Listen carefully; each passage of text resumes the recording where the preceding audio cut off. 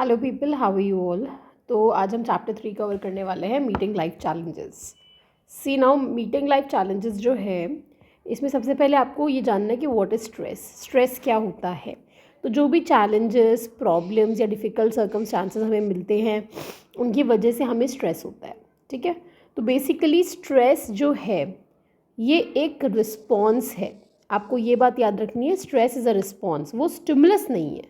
ठीक है। हमने एसआर थियरी पढ़ी है, एक स्टिमुलस होता है जिसकी वजह से आप रिस्पॉन्स देते हो। तो यहाँ पे अगर सपोज करो आपका एग्ज़ाम है, तो एग्ज़ाम जो आपको प्रेशर देता है, जो टेंशन देता है, वो स्ट्रेस है। ठीक है। तो exam is the stimulus and उसके रिस्पॉन्स में आपको स्ट्रेस होता है।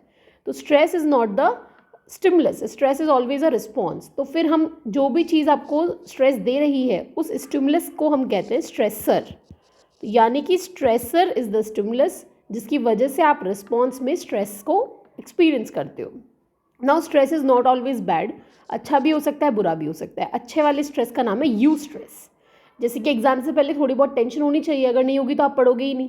लेकिन अगर वो बहुत ज़्यादा ही हो जाए, इतना ज़्यादा कि आप फंक्शनिंग नॉर्मली नहीं कर पाओ, तो वो कहलाता है डिस्ट्रेस। ठीक है। तो you stress is the good kind of stress, जो कि इसका लेवल होता है इतना कि भाई आपको थोड़ा सा मोटिवेट करेगा। ठीक है। आपको अपनी पीक परफॉर्मेंस तक करने को ये हेल्प करेगा। लेकिन अगर यू स्ट्रेस बहुत ज़्यादा हो तो इसका मतलब वो डिस्ट्रेस बन सकता है, और डिस्ट्रेस की वजह से आपको प्रॉब्लम आएगी। तो स्ट्रेस क्या है? ये रिस्पॉन्सेज है। सी, रिस्पॉन्स है ये जो आप करते हो किसी भी स्टिमुलस इवेंट में, जो आपके इक्विलिब्रियम को डिस्टर्ब करता है। ठीक है। नाउ स्ट्रेस जो है ये लैटिन वर्ड स्ट्रिक्टस से आया है, जिसका मतलब होता है टाइट या नैरो या स्ट्रिंजर। ठीक है। मतलब कोई चीज़ टाइटन हो गई है, यानी कि आपको टाइटनेस फील हो रही है, मसल्स वगैरह आपको कंस्ट्रक्टेड फील हो रही हैं, ब्रीदिंग में इशू आ रहा है, तो वो चीज़। तो नॉइज़ में अगर आप हो, क्राउडिंग में हो, शादी वगैरह में जाते हो, डीजे पे इतनी तेज़ आवाज़ आती है, तो उसकी वजह से आपको स्ट्रेस फील होता है। ठीक है। तो जो रिएक्शन आप एक्सटर्नल स्ट्रेसेस को देते हो उसे हम कहते हैं स्ट्रेन। Okay fine. इसके अलावा अब देखो, हैंस सेले जो है ये मॉडर्न स्ट्रेस रिसर्च के फादर कहलाते हैं। इन्होंने स्ट्रेस को कहा non specific response of the body to any demand. ठीक है। कोई भी आपको कॉज हो थ्रेट का, हर इंडिविजुअल को सेम फिजियोलॉजिकल पैटर्न जो है वो रिएक्शन का देगा। इनकी जो थियरी है उसे हम गैस थियरी भी बोलते हैं। ठीक है। जनरल एडेप्टेशन सिंड्रोम थियरी इन्होंने दी है। और इन्होंने क्या कहा है यहाँ पे, इन्होंने बताया कि देखो, स्ट्रेस जो है, अगर कोई भी एक्सटर्नल या इंटरनल स्ट्रेसर होता है, उसकी वजह से अंदर आपके कुछ चेंजेस आएंगे, बायोलॉजिकल और साइकोलॉजिकल। ठीक है। और फिर उससे आपके चैलेंज होगा, चैलेंज टू ओवरकम दिस। अब लजारस ने एक थियरी दी है जिसमें उन्होंने कहा दो तरह के अप्रेजल होते हैं, primary and secondary. Primary appraisal का मतलब होता है कि जब भी कोई आपके एनवायरनमेंट में कोई नई चीज़ होती है, कोई चेंज होता है, तो आप उसको देखते हो कि भाई या तो ये पॉजिटिव है या न्यूट्रल है या फिर नेगेटिव है। नेगेटिव इवेंट्स को आप अप्रेज्ड करते हो कि क्या क्या हार्म वो हमें कर सकते हैं, क्या थ्रेट कर सकते हैं। ठीक है। बेसिकली हार्म क्या है? हार्म का मतलब है कि कितना डैमेज ऑलरेडी हो चुका है। थ्रेट का मतलब है कि आगे क्या डैमेज हो सकता है। ठीक है। चैलेंज अप्रेजल्स का मतलब होता है कि ये इतना चैलेंजिंग है, मतलब ये आपको कुछ सिखा करके जाने वाला है, आपको प्रॉफिट होगा फ्यूचर में इससे। अगर आपको लगता है कि इवेंट स्ट्रेसफुल है, तो ऐसे में फिर आप सेकेंडरी अप्रेजल करते हो।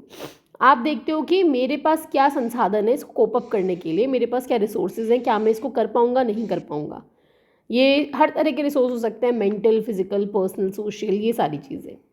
ये जो अप्रेजल्स होते हैं ये बहुत सब्जेक्टिव हैं, और ये बहुत सारे फैक्टर्स पे डिपेंड करेंगे, जैसे कि आपका पास्ट एक्सपीरियंस। सपोज़ कीजिए कि आपको कुकिंग बिल्कुल नहीं आती और आप घर पे अकेले हैं और आपको भूख लग रही है। ठीक है। तो this is something which is going to give you stress. आपको स्ट्रेस होगा, भूख लग रही है बहुत ज़्यादा, तो क्या करें? या आपने प्राइमरी अप्रेजल किया कि यार ये तो मेरे को स्ट्रेस दे रहा है, मुझे तकलीफ दे रहा है, मुझे भूख लग रही है, मुझे खाना खाना ही खाना है, मुझे कमज़ोरी सी फील हो रही है, लेकिन मुझे कुछ भी कुकिंग नहीं आती, मुझे गैस स्टोव तक ऑन करना नहीं आता। तो आप सेकेंडरी अप्रेजल करेंगे कि इसको सही करने के लिए मेरे पास क्या संसाधन है। तो कुकिंग आती नहीं है, स्किल तो है नहीं, अब क्या करें? आपके पास देखते हो आप मनी है, ठीक है मैं कुछ ऑर्डर कर देती हूँ, घर पे आ जाएगा, खा लेंगे। अब सपोज़ कीजिए आप मेरी तरह एक ऐसे एरिया में रहते हैं जहाँ पे फूड डिलीवरीज होती नहीं है, और होती हैं तो बहुत ज़्यादा महंगी होती है। लाइक यहाँ पे 160 रुपये की चीज़ है तो वो आपको 500 रुपये तक की देते हैं, इतना डिलीवरी लगा देते हैं। तो obviously you are not going to do this much. फिर आप सोचते हो अब क्या करें, अब क्या करें? तो आपको दिखता है हाँ घर में बिस्किट रखी है, नमकीन रखी है, चलो यही खा के काम चला लेते हैं जब तक मम्मी नहीं आती। तो यानी कि आपने सेकेंडरी अप्रेजल किया जिसमें आपने देखा कि मैं इसको कोप अप कर सकता हूँ या नहीं कर सकता। अगर सपोज़ कीजिए कुछ भी नहीं कर सकते, बिल्कुल मिजरेबल हालत है, तो वो आपको बहुत ज़्यादा तकलीफ देने वाला है। ओके फाइन, ये इन्होंने बताया, ठीक है, ये एक बार आप रीड कर लेना। इसके अलावा और क्या है, स्ट्रेसफुल इवेंट कंट्रोलेबल है या नहीं, आप उसको कंट्रोल कर सकते हो या नहीं कर सकते। सपोज़ कीजिए घर में कोई चोर आ गया, तो ये एक ऐसी सिचुएशन है जिसको आप कंट्रोल कर सको, ज़रूरी नहीं है, आप उतने ज़्यादा स्किल्ड नहीं हो, तो ये एक आपको तकलीफ दे के जाएगा। तो बहुत सारी चीज़ें होती हैं जो इस पर डिपेंड करती हैं। इसके अलावा स्ट्रेसेस जो लोग एक्सपीरियंस करते हैं वो अलग अलग तरीके हो सकते हैं। जैसे कोई स्ट्रेस आपका लो इंटेंसिटी का होगा, कोई हाई का होगा, कोई कम समय का स्ट्रेस है, कोई लंबे समय का है, कोई कम कॉम्प्लेक्स है, कोई ज़्यादा है। कुछ प्रिडिक्टेबल स्ट्रेस होते हैं, कुछ अनप्रिडिक्टेबल है। जैसे एग्जाम का आपको पता है अभी आएगा, प्रिडिक्टेबल है, कुछ होते हैं अनप्रिडिक्टेबल। अब स्ट्रेस के क्या साइंस एंड सिम्टम्स हैं, तो आप देखिए यहाँ पे स्ट्रेस जो है अलग अलग तरह का है, फिजिकल, इन्वायरमेंटल, साइकोलॉजिकल, बहुत सारे। फिजिकल स्ट्रेस मतलब जो हमारी बॉडी को अफेक्ट करते हैं, हम स्ट्रेन फील करते हैं फिजिकली, जैसे कि न्यूट्रिशियस डाइट नहीं मिल रही, एक्सीडेंट हो गया, नींद पूरी नहीं मिल रही। इसमें इन्वायरमेंटल रीजंस भी होते हैं, जैसे सपोज करो आग लग गई, अर्थक्वेक हो गया है ना, फ्लड हो गई। साइकोलॉजिकल स्ट्रेस क्या है, तो एक तो है फ्रस्ट्रेशन। फ्रस्ट्रेशन मैंने आपको बताया था, आपकी कोई नीड ब्लॉक हो जाती है, आप कोई चीज़ पाना चाहते हैं लेकिन बीच में ब्लॉक आ गया। मैं खाना ऑर्डर करना चाहती हूँ लेकिन ब्लॉक आ गया, डिलीवरी चार्ज बहुत ज़्यादा लग रहा है, या फिर मेरा नेट नहीं चल रहा। कन्फ्लिक्ट, जब मुझे दो या दो से ज़्यादा चीज़ों के बीच में चूज़ करना पड़ेगा जो इनकम्पैटिबल है, तो मुझे बहुत तकलीफ होगी वहाँ पे। इंटरनल प्रेशर, कई बार हम खुद से बहुत ज़्यादा हाई एक्सपेक्टेशंस कर लेते हैं, ठीक है। सोशल प्रेशर, समाज से प्रेशर आ रहा है, पेरेंट्स से आ रहा है, फैमिली से आ रहा है, कहीं और से आ रहा है। सोशल स्ट्रेस भी होता है इसके अलावा, जैसे कि रिलेशन में किसी की डेथ हो गई है ना, या रिलेशनशिप बेकार है आपके दूसरों के साथ, नेबरहुड बेकार है आपका, ये सारी चीज़ें। अब सोर्सेज ऑफ स्ट्रेस, स्ट्रेस कहाँ कहाँ से आ सकता है, लाइफ इवेंट्स। इसके अलावा और क्या है, इसके अलावा आपका आ जाएगा हैजल्स। हैजल्स मतलब एवरीडे चीज़ें। हैजल्स का मतलब है एवरीडे, जो छोटी छोटी चीज़ें होती रहती है, जैसे कि पड़ोसी से लड़ाई हो गई, या आज घर में पानी नहीं आया, बिजली नहीं आई, वो सारी चीज़ें जो होती हैं वो। इसके अलावा आपका आ जाता है ट्रोमैटिक इवेंट्स, कुछ बड़ी चीज़ें हो गई, train accident, road accident, robbery, tsunami, ये सब चीज़ें। अब स्ट्रेस की वजह से हम पे इफेक्ट क्या होगा, इमोशनल इफेक्ट्स होंगे, ठीक है। आपको मूड स्विंग्स हो सकते हैं, आपका बिहेवियर बहुत बदल सकता है, हो सकता है आप पेरेंट्स से, फैमिली से, फ्रेंड्स से सबसे दूर हो जाओ, कॉन्फिडेंस कम हो जाए। फिजियोलॉजिकल इफेक्ट्स, शरीर पे भी बहुत सारी चीज़ें देखने को मिलेगी, हार्मोनल इश्यूज़ है ना, एड्रीनलिन और कॉर्टिसोल, ये बहुत ज़्यादा इंक्रीज अमाउंट में प्रोड्यूस होते हैं, जिसकी वजह से हमारे heart rate, BP, metabolism, physical activity, इन सब पे बहुत चेंजेस नज़र में आते हैं। इसके अलावा कॉग्निटिव इफेक्ट्स भी होते हैं, जैसे कि आपका मेंटल ओवरलोड हो जाता है, कुछ समझ नहीं आता, कुछ सोच नहीं पाते। बिहेवियरल इफेक्ट्स भी होते हैं, आप घर पे नोटिस करोगे कि भाई सबसे अलग बैठे हैं तो खाना वाना नहीं खा रहे, बहुत कम खा रहे हैं, या कुछ लोग सब्सटेंस अब्यूज़ वगैरह स्टार्ट कर देते हैं, ठीक है फाइन। और हमें क्या ध्यान रखना है इसके अलावा, बर्नआउट। बर्नआउट क्या होता है, जब आप बिल्कुल एग्जॉस्ट हो जाओ, जब स्ट्रेस इतना ज़्यादा लंबे समय तक चलता रहे कि आप बर्नआउट हो जाते हो, एग्जॉशन हो जाता है, फिजिकल, इमोशनल और साइकोलॉजिकल एग्जॉशन, ठीक है। किसी व्यक्ति की बहुत लंबे समय से नाइट शिफ्ट ही चल रही है तो वो एग्जॉस्ट हो जाएगा, क्योंकि दिन में वो सोएगा, किसी से इंटरैक्ट नहीं कर पाएगा, रात को वो जागेगा, सब सो रहे होंगे। देन जनरल एडेप्टेशन सिंड्रोम, ये मैंने आपको बताया था, हैंस सेले की थियरी है। इन्होंने क्या कहा, इन्होंने कहा कि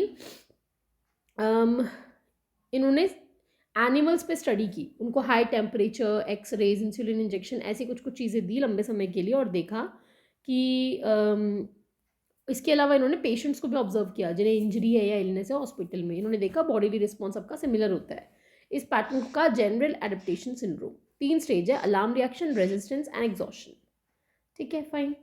इसमें इन्होंने क्या बताया, इन्होंने कहा सबसे पहले अलार्म रिएक्शन होता है, जब भी कोई स्टिमुलस आता है जो आपको तकलीफ देता है तो आपके अंदर एड्रीनल पिट्यूटरी कॉर्टेक्स सिस्टम जाग जाता है, इससे हार्मोन्स प्रोड्यूस होंगे जो आपको स्ट्रेस रिस्पॉन्स देंगे। अब आप फाइट और फ्लाइट के लिए तैयार हो। फिर रेजिस्टेंस होगा, अगर स्ट्रेस लंबे समय तक चलेगा तो रेजिस्टेंस होगा, आपका पैरासिम्पैथेटिक नर्वस सिस्टम जो है वो और ज़्यादा आपके बॉडी के रिसोर्सेज को यूज़ में लेना स्टार्ट करेगा। ऑर्गेनिज्म जो है वो एफर्ट करेगा थ्रेट से बचने के लिए। फिर एग्जॉशन होगा, अब आप एग्जॉस्ट हो गए, लंबे समय से आपका ये चल रहा है, सारे आपके रिसोर्सेज ख़त्म हो गए, तो अब फिजियोलॉजिकल सिस्टम जो है वो इनफेक्टिव हो जाएगा पहले वाला, और अब हो सकता है आपको बीपी या इस तरह की बीमारियां जो हैं वो हो जाए, ये इन्होंने बताया। वैसे इनके मॉडल को क्रिटिसाइज़ किया गया है कि इन्होंने साइकोलॉजिकल फैक्टर्स को यहाँ पे ज़्यादा एंटरटेन नहीं किया इस थियरी में। इसके बाद स्ट्रेस का इम्यून सिस्टम से क्या रोल है, तो ऑब्वियसली आपका जो स्ट्रेस है इसकी वजह से इम्यून सिस्टम पे बहुत ज़्यादा फ़र्क पड़ता है। साइको न्यूरो इम्यूनोलॉजी जो है ये ब्रांच है जो माइंड, ब्रेन और इम्यून सिस्टम इन तीनों की इंटरेक्शन को स्टडी करती है। आपको पता होगा वाइट ब्लड सेल्स होते हैं हमारे, जिन्हें हम ल्यूकोसाइट्स कहते हैं, हमारे इम्यून सिस्टम के अंदर होते हैं। ये इनका काम होता है किसी भी फॉरेन चीज़ों को, जिसके एंटीजेंस जो हार्मफुल है, वायरसेस वगैरह, इनको आइडेंटिफाई करता है।